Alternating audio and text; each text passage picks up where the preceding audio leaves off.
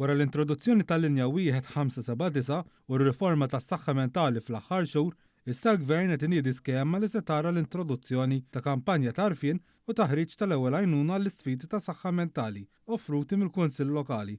Ingħad kif dan l-investiment ta' 4.5 miljun euro f'għajnuna b'xejn li residenti se jibda fix-xhur li ġejjin sejħa lill-Kunsilli. Il-Ministru għas-Saħħa u l-Anzjanità Attiva Ġew Etienne Bela qal kif is-servizzi li qed ikunu proposti huma servizzi holistiċi li hemm bżonnhom hekk kif nofs is-soċjetà tagħna tbagħti minn xi kundizzjoni ta' saħħa mentali. Semma kif is-servizzi se jkunu qed jingħataw fuq 3 binarji. L-aktar importanti jkun il-Mental Health First Aid, servizz li jingħata fi gruppi biex jiżdied l-għarfien fejn anke jħarġu l-persuna kif tirreżisti l-isfidi ta' saħħa mentali. Il-proposti l-oħrajn li ġew imsemmija huma li dawk li se jingħataw f'sessjonijiet individwali bejn il-pazjent u l-professjonist b'mod dirett, kif ukoll se jissaħħa aktar is-servizz telefoniku tal-wieħed 579 li issa ħajbda jara li minn barra li wieħed iċempel hu stess se jibdew iċemplu lil persuni l-professjonisti stess li jkunu ngaġġati mill-kunsilli.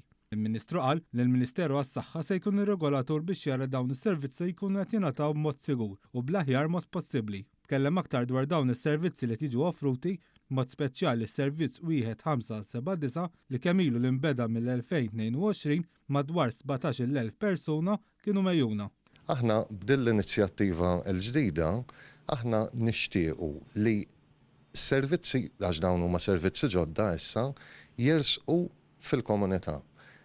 Il-proposti naħsbu li huma holistiċi, għandna inizjattivi li qed nissuġġerixxu għal gruppi, imbagħad hemm inizjattivi one-to-one fejn anke il-professjonist iċempel lill-persuna flok il-persuna ma ċempel l-ispeċjalist.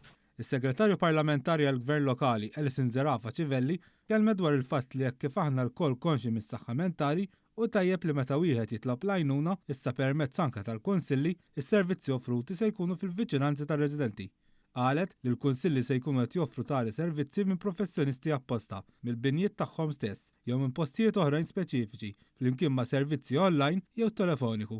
Kollaborazzjoni mal-Ministeru tas-Saħħa, il-Kunsill Lokali issa se jkun f'pożizzjoni b'aktar għodda biex iħaddem dan is-servizz u jkompli jgħin ir-residenti tiegħu u jkompli joffri ħajja ta' kwalità tajba fil-lokalitajiet sabiex ikollna komunitajiet aktar b'saħħithom.